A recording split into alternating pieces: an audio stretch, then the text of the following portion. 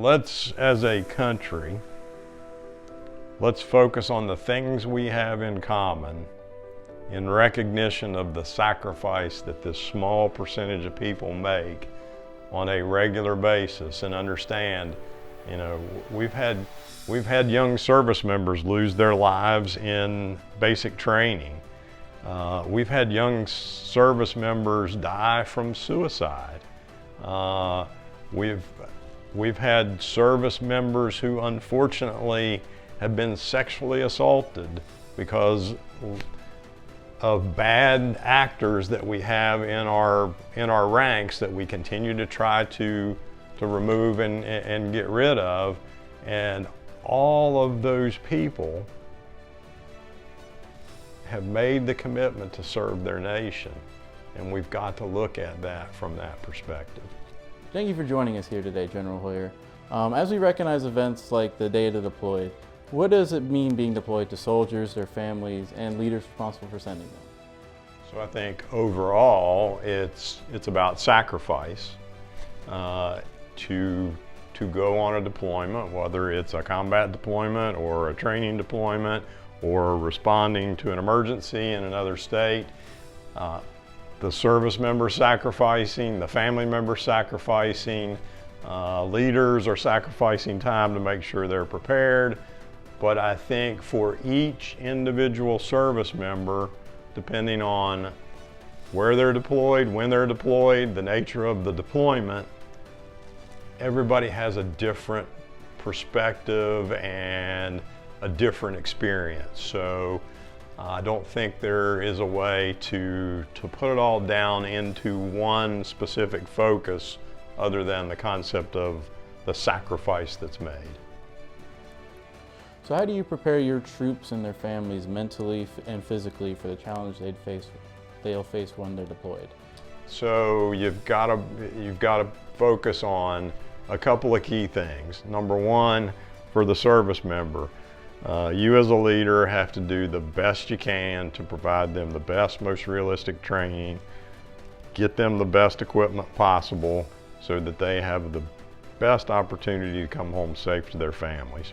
From the standpoint of a family, we've got to do the best we can to anticipate the challenges that families are going to face. You know, hot water tanks are going to go out, insurance is going to be a problem. A lot of different things that you don't want that service member worried about what their family member is dealing with. Same thing at the university. You know, we talk a lot about, we have about half of the people at West Virginia University who use the GI Bill are family members. If they are the young children or children in school of a service member who's deployed, that service member, we owe them that they feel that there are services at West Virginia University to take care of their student so that they're not having to focus on that and they can focus on the deployment.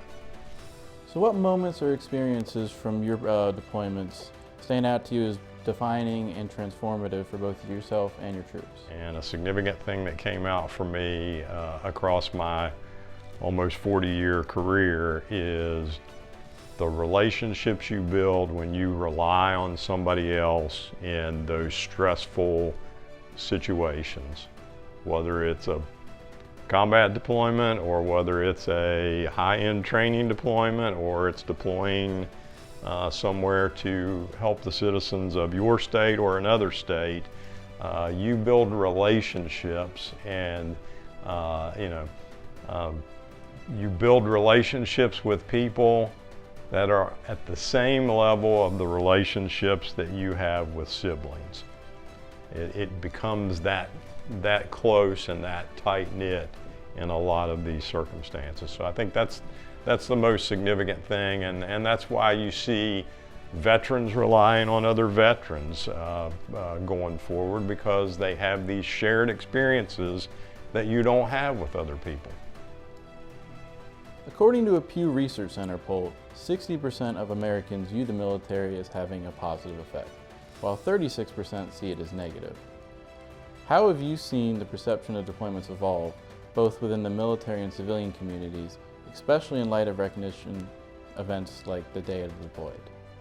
Yeah, so I think that as we are involved in a nation in prolonged actions, that you're going to see the public change in those percentages of how they feel positively or negatively.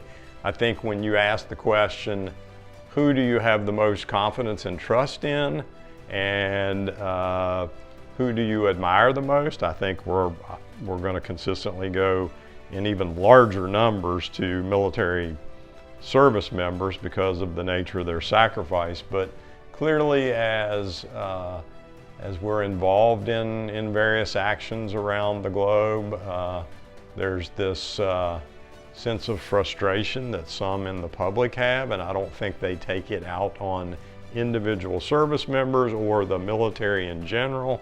I think they're focused on the challenges of a nation continuing to be engaged in activities. A Pentagon deputy press secretary stated that over 4,500 guardsmen have been mobilized for Hurricane Milton relief. In your experience, how do overseas deployments differ from domestic missions like disaster relief, and how do these operations shape public perception of the National Guard? So every mission and every deployment is going to be different. Overseas deployments clearly are different depending on the type of overseas mission versus the missions that we have here in response to disaster relief or disaster response. I think there is a particular sense of urgency related to disaster response in your state or in your surrounding states that you're supporting, because you have the ability to empathize with those folks because you see these fellow citizens, whether from your state or your country, who are at the worst point or one of the worst points in their lives because of the challenges that they're now facing, and you have a real sense of urgency to get to solving that mission problem that you have to help them out. So I think our nation right now believes that the National Guard is a significant asset in the protection of this nation, both externally and internally. And I think the nation has come to rely on the National Guard as what I would refer to as the heavy lifters, that support mechanism that comes in and supports those civilian authorities to make sure that the people of this nation are taken care of during the worst of times.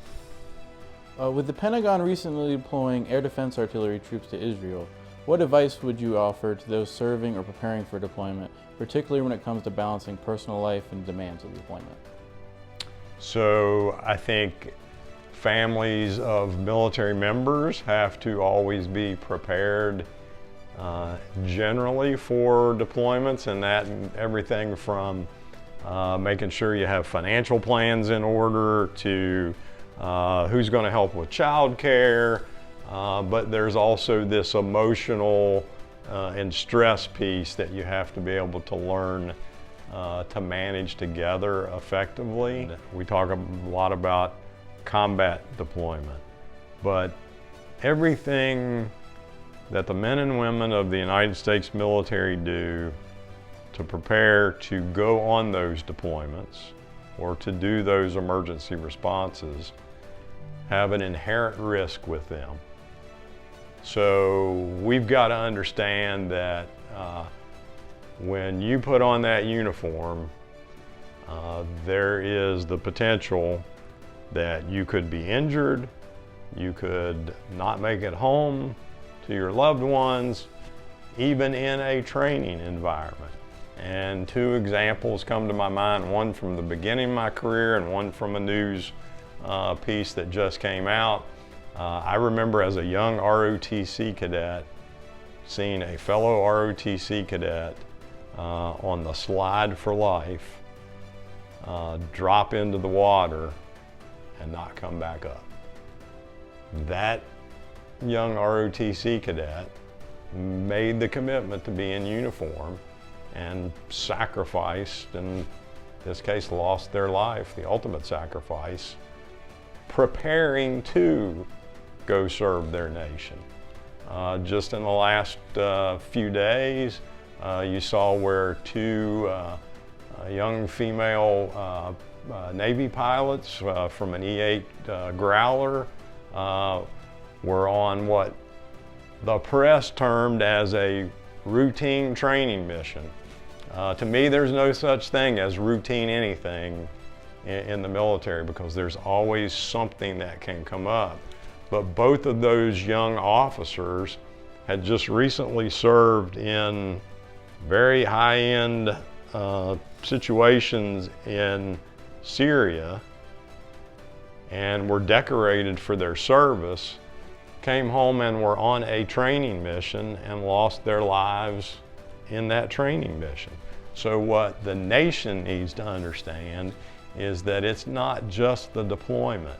It's all the things that lead up to being prepared to go on the deployment, that something could potentially go wrong. Men and women in the service, less than 1% of the population of this country on a regular basis put themselves in harm's way to defend the other 99% plus of the country.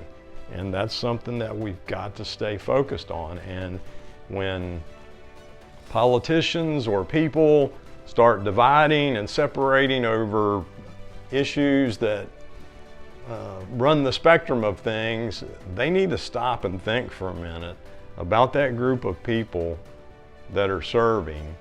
And it's not just when you're deployed overseas, it's throughout your entire career.